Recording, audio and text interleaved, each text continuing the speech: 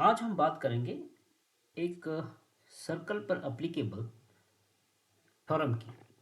तो ये जो क्वेश्चन है ये क्लास 9 से है और ये चैप्टर है सर्कल से। तो इस क्वेश्चन में हमें ये फाइंड आउट करना है कि जो ये एंगल डी है ए डी बी ये कितना होगा, जबकि हमें दिए हैं दो angle C A B that is 69 degree, यानी कि C A B that is 69 degree and C B C या ए बी सी 31 डिग्री। तो हमें ये फाइंड आउट करना है कि ये डी कितना होगा, ये डी हमारा कितना क्या एंगल होगा। तो ये कैसे बनेगा, तो सबसे पहले हम एक थ्योरम के ऊपर बात करते हैं। उस थ्योरम के बेसिस पे हम इस क्वेश्चन को सॉल्व करेंगे। तो अगर हमें थ्योरम पता है तो हम इसको बड़ी आसानी से कर सकते हैं। तो इस स्लाइड में मैं सिर्फ थ्योरम को समझाऊंगा और थ्योरम को समझने के बाद हम फिर क्वेश्चन पर आते हैं। तो सबसे पहले मैं एक सर्कल ड्रॉ करता हूँ। तो सर्कल ड्रॉ करते हैं, पहले यहाँ से एक सिंपल सा सर्कल ड्रॉ करते हैं इस तरह का। तो ये हमारा सर्कल ड्रॉ हो गया है इस तरह का। ओके, तो ये जो आपको ग्रीन कलर का दिख रहा है इसको हम बोलते हैं सरकमफ्रेंस सर्कल का। Okay, circumference. अगर मैं एक लाइन सीधा इस तरह का ड्रॉ कर दूं यहाँ से, ये सीधी लाइन है, तो ये वाला पोर्शन जो इस तरह का ये वाला पोर्शन हमारा, अगर मैं इसको हाईलाइट करूं इस कलर से, इस ये वाला पोर्शन, नीचे वाला पोर्शन, तो ये हमारा कहा, इसको हम कहते हैं माइनर सेगमेंट। क्या बोलते हैं इसको? Minor segment. और जो ऊपर वाला व्हाइट कलर का है इसको हम बोलते हैं मेजर सेगमेंट। मेजर ओ है यहाँ पर, मेजर सेगमेंट। ठीक है, तो इसका नाम रख देते हैं, एक ये ए रख देते हैं, इसको हम बी रख देते हैं। एक्चुअली ये भी सरकमफ्रेंस, ये ए और बी दो पॉइंट है सरकमफ्रेंस पे, और हमने इस लाइन को ज्वाइन कर दिया है। ज्वाइन से ये सर्कल कट हो गया है दो पार्ट्स में। तो छोटा वाला पार्ट हमारा माइनर सेगमेंट हो गया, बड़ा वाला पार्ट हमारा मेजर सेगमेंट हो गया, और ये जो गोला है एकदम चारों तरफ, ये हमारा सरकमफ्रेंस हो गया है। और इस ए बी को अगर मैं इस तरह से देखूं तो इसको हम बोलते हैं आर्क। क्या बोलते हैं? आर्क। ये हो गया हमारा एक आर्क, ये हो गया माइनर आर्क। और जो ए और बी अगर हम ऊपर की तरफ लें इस वाले हिस्से को, तो ये हो जाएगा आपका major arc, MAJORARC, major arc. ठीक है, तो ये तो हो गया इनकी बेसिक चीज। अब वो थ्योरम क्या है? थ्योरम क्या कहता है हमारा? हमारा थ्योरम ये कहता है कि अब एक बार मैं इन सबको इरेज कर दूं ताकि मैं इस थ्योरम को साथ में लिख पाऊँ।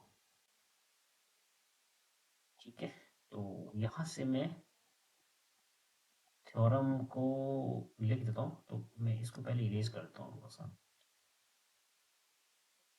स्पेस बनाते हैं, तभी इसमें वो थ्योरम आएगा इस तरह से। ये चीज़ें आप नोट कर लेना, क्योंकि यहाँ से मैं इरेज कर रहा हूँ इनको।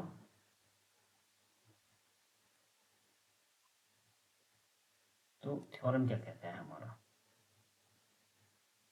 थ्योरम, वो थ्योरम क्या है? थ्योरम ये कहता है कि the angles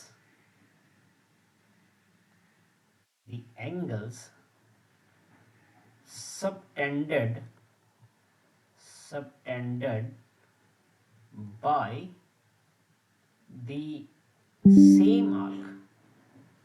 same arc at the circumference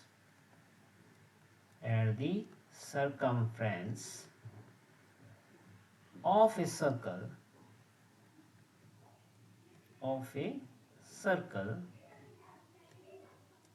in the same segment are equal. Okay, इस थ्योरम को हम शॉर्ट में ये भी कहते हैं angles in the same segment. क्या बोलते हैं? Angles in the same segment. तो आप इसको नोट कर लें। अब हम इसको समझेंगे तो आपको और आसानी से समझ में आएगा। ये एक आर्क है A B. Okay, A B एक आर्क है, या हम कहें ये ए बी, ये वाला पोर्शन एक सेगमेंट है। हमने इस माइनर सेगमेंट से एक एंगल सबटेंड किया इसके इस मेजर सेगमेंट के किसी भी पॉइंट पर, यानी कि करना हमें सरकमफ्रेंस के किसी भी पॉइंट पे है, लेकिन वो पॉइंट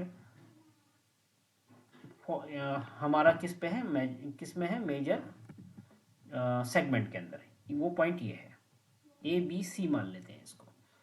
अगर हम यहाँ पर इस सेगमेंट ने एक एंगल सबटेंड किया इस सी पॉइंट पर, तो वो एंगल ये होगा, क्योंकि हमें बी को भी इससे ज्वाइन करना है, तो ये एक एंगल हो गया। अब हम क्या करते हैं कि ए से एक और ड्रॉ करते हैं लाइन, और ये लाइन कुछ इस तरह से ज्वाइन दोनों दोनों केसेस में ए और बी को करना है। तो अब अगर इस एंगल को देखेंगे, इसको हम मान लेते हैं डी, तो ये सी और डी अगर हम मेजर करेंगे तो ये एंगल इस एंगल के इक्वल आएगा, और हमेशा ये होगा, चाहे आप कहीं पर भी सबटेंड कर लें, लेकिन करना इसी सेगमेंट से है।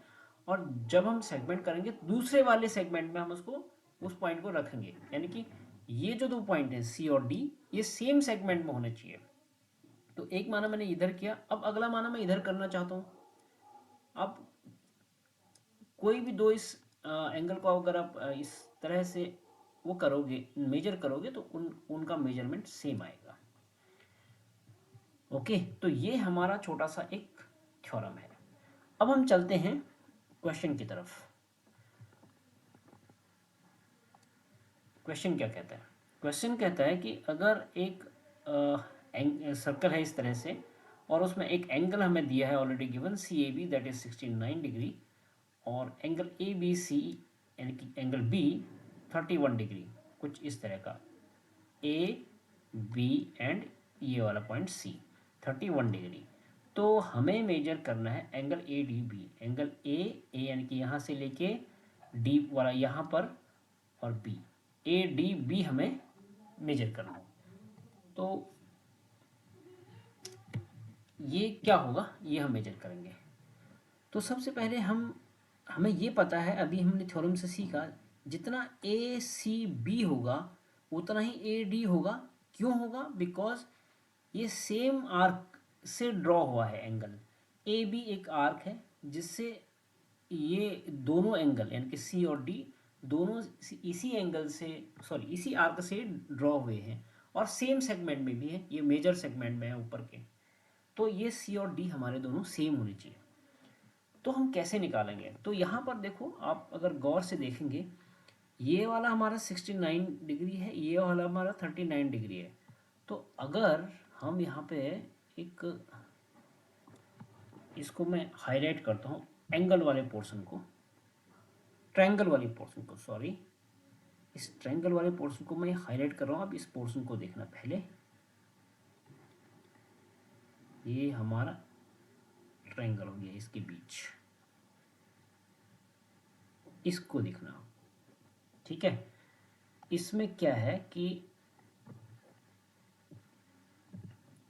ये एक ट्रायंगल हो गया, और ट्रायंगल में क्या होता है कि सभी एंगल का सम, ए हो बी हो सी हो, कितना होता है? 180 डिग्री। तो यहाँ पर जो सम होगा, यानी कि angle C plus angle A plus angle B का सम कितना होना चाहिए? 180 डिग्री। यानी कि इस ए का, बी का और सी का सम होना चाहिए 180 डिग्री। तो एंगल सी तो हमें पता नहीं है, एंगल सी को एंगल सी ही रख लेते हैं। ये एंगल के सिंबल है, ये वाले जो मैंने बनाए हैं इस तरह से एल शेप टाइप। और एंगल ए कितना है हमारा? 69 डिग्री। और एंगल बी कितना है हमारा? 31 डिग्री। और इनका सम कितना होना चाहिए? 180 डिग्री। अब एंगल सी प्लस, इन दोनों को ऐड करें, 9 + 1 10, कैरी 1, 3 + 1 4, 4 + 6 10, 100 इक्वल टू 180 डिग्री। तो एंगल सी इक्वल टू हो गया 180 degree minus 100 degree, that is 80 degree. यानी कि एंगल सी हमारा क्या आ गया 80 डिग्री। तो जितना ये सी होगा उतना ही डी भी होगा। Therefore we can say by the theorem of angles in the same segment, जो अभी हमने थ्योरम पढ़ा था नीचे, इसका शॉर्टकट फॉर्म होता है angles in the same segment theorem. तो हम इसको लिख सकते हैं कि by the theorem of angles in the same segment, angles in the same segment theorem, same segment theorem,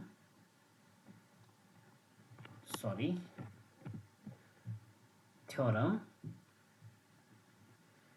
से हम ये कह सकते हैं angle A D B will be 80 degree. ये आंसर हो गया इसका, बट सिंपल सा है। तो आई होप कि आपको ये समझ आ गया होगा ये थ्योरम। अगर कोई डाउट है आप मुझे कमेंट बॉक्स में लिख सकते हैं। तो thank you for watching this clip.